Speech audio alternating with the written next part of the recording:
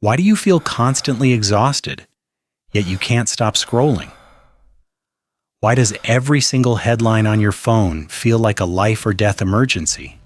You promise yourself just 5 minutes to check the news. But 2 hours later, you're still there, heart racing, angry at strangers you'll never meet, and doom scrolling through the end of the world. You feel drained, anxious, and helpless. But here is the cold reality. This isn't a lack of self-control. It is a robbery. Your anxiety is being manufactured, packaged, and sold to the highest bidder. You aren't the customer consuming news. You are the product being sold to advertisers. But the news wasn't always a weapon designed to hijack your brain. To understand how we became addicts, we have to go back to the specific moment when the media decided that truth was far less profitable than rage. To understand the scale of the crime being committed against your attention span, we have to look at a time when the news was actually boring. Travel back to 1975. You come home from work, have dinner, and at 6:30 p.m., you turn on the TV. You have exactly 3 choices: ABC, CBS, or NBC. You watch a man like Walter Cronkite read the day's events in a calm, monotonous voice. He tells you what happened in Vietnam or Washington. He does not scream at you. There is no breaking news ticker flashing red at the bottom of the screen. There are no pundits analyzing how you should feel about the facts. And at 7 p.m., the news ends. The TV goes back to sitcoms and you go back to your life. This was the golden age of journalism, but not because the people were smarter. It was because the business model was fundamentally different. In the 1970s, news divisions were not expected to make a profit. In fact, they were designed to lose money. They were what economists call a loss leader. The networks made their billions from entertainment shows like MASH or All in the Family. The news was simply the rent they paid to the government to keep their broadcast licenses. Under regulations like the Fairness Doctrine, broadcasters were legally required to present controversial issues in an honest, equitable, and balanced manner. Because profit wasn't the primary incentive, engagement wasn't the primary metric. The goal was credibility, not virality. If a news anchor tried to emotionally manipulate the audience to keep them watching, they wouldn't just be fired.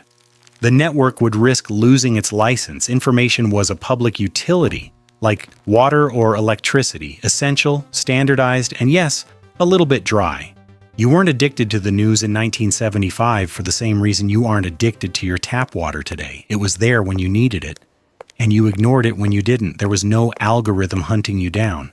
But to a new breed of media executives in the 1980s, this public service looked like a wasted opportunity. They saw millions of eyes glued to screens and realized they were leaving billions of dollars on the table by being boring. So, they decided to change the rules of the game. The era of objective reality didn't die of natural causes. It was assassinated by a specific government decision that turned the news from a utility into a weapon. So, exactly when did the glitch occur? We can trace the death of objective reality to a specific month, August 1987. This was when the Federal Communications Commission, FCC, repealed the Fairness Doctrine. Overnight, the legal requirement for media to present contrasting views was gone. The guardrails were removed. Suddenly, broadcast licenses were no longer a public trust. They were purely commercial assets. But this legal change was just the spark.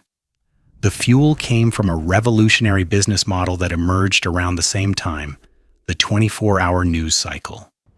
Before CNN launched, news was a finite product. There's only so much news that happens in a day, maybe 30 minutes worth. But when you have a 24-hour channel to fill, you have a supply and demand problem. You have infinite demand for content, but a limited supply of actual facts. So, how do you fill the other 23 hours and 30 minutes?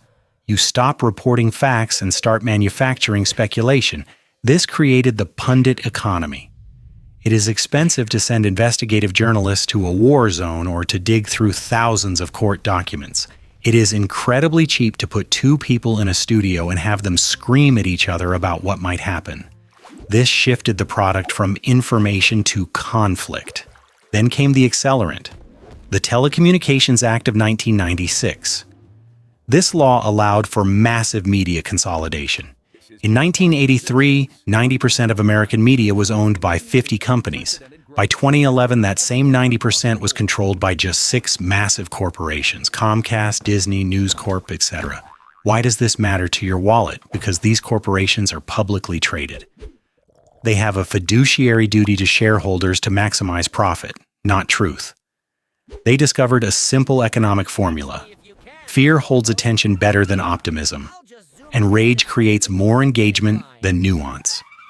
A 2018 study by MIT researchers analyzed 126,000 stories on Twitter and found that falsehood diffused significantly farther, faster, deeper, and more broadly than the truth. Why? Because fake news is novel and evokes high arousal emotions like fear, disgust, and surprise. The traditional media adopted this model to survive. They stopped competing on who had the best sources and started competing on who had the most terrifying headlines. They aren't reporting the weather.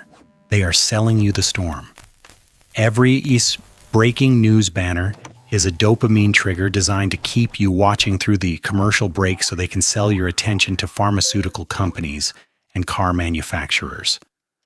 The glitch is that the economic incentive of the news industry is now diametrically opposed to the mental health of the population.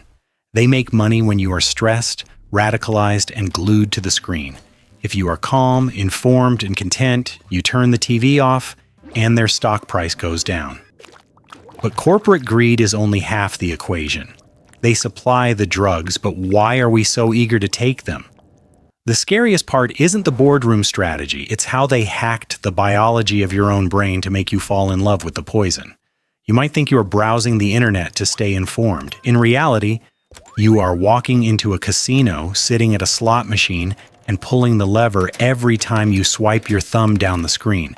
This isn't a metaphor. It is the exact psychological mechanism Silicon Valley engineers used to build these platforms. It is called intermittent variable rewards. In the 1950s, psychologist B.F. Skinner discovered that if you give a lab rat a treat every time it presses a lever, it eventually gets bored. But if you give it a treat randomly, sometimes nothing, sometimes a huge reward, the rat becomes obsessed. It will press the lever until it collapses from exhaustion. Your newsfeed is the Skinner box. Swipe 1, boring ad, no reward. Swipe 2, photo of a friend's lunch, low reward. Swipe 3, jackpot. A headline that confirms everything you suspect. The other side is destroying the country. Your brain releases a massive hit of dopamine. Not because you are happy, rage releases dopamine too. Your amygdala, the primitive part of your brain responsible for survival, lights up. It perceives a threat. In the wild, ignoring a threat meant death. So evolution wired you to pay 10x more attention to negative information than positive information. This is called negativity bias. The algorithm knows this. It learns that safety is boring, but outrage is sticky. But the trap goes deeper than just chemistry. It weaponizes your identity. To keep you engaged, the media must convince you that you are part of a tribe under attack. They don't just sell you news, they sell you validation. If you lean left, they feed you stories about how the right is cruel and stupid. If you lean right, they feed you stories about how the left is insane and dangerous. They create a filter bubble where you never see a reasonable argument from the other side, only their most extreme, ridiculous moments. This distorts your reality. You start believing that half the country is your mortal enemy. This is the economy of hate. Every comment you write, every angry share, every second you spend stewing in resentment adds pennies to their stock price. You are not just the product, you are the unpaid laborer. You are spending your emotional energy to build their engagement metrics. They have successfully hacked your survival instincts to sell ads for mattresses and insurance. So we have established that the system is legally designed to profit from polarization. And scientifically engineered to addict your brain. It feels like a perfect, inescapable trap. But is it? Is this just our fate now? To be angry forever? Or is there a way to break the machine without throwing away your phone? The answer requires one final uncomfortable realization. So, here is the final verdict. The system isn't broken. It is working exactly as designed. It is designed to extract maximum revenue from your amygdala. The media empires have built a trillion-dollar industry on a simple bet: that you cannot control your own impulses. They are betting that you will always choose the angry headline over the boring truth. They are betting that you value being right more than being happy. And as long as we keep clicking, we are proving them right. We often blame the corporations, the algorithms, or the politicians. But the uncomfortable truth is that we are the ones funding this economy. We pay with our time, our anxiety, and our clicks. Every time you share a rage bait article, even to mock it, you are voting for more of it. You are telling the algorithm, this works. Give me more. The only way to win this rigged game is to stop playing. Starve the beast. Treat your attention like money. Don't spend it on cheap provocations. Recognize that breaking news is usually just a marketing campaign for anxiety. If a headline is designed to make you furious, it is trying to manipulate you, not inform you. Reclaim your mind. Because if you don't control your attention, someone else will sell it. Now, I have a question for you to answer in the comments. Look at your browsing history from today. How much of what you read actually helped you make a better financial or life decision? And how much of it just made you angry at strangers? Let me know the truth below. If you want to understand how other industries are hacking your psychology, watch this video here. Thanks for watching.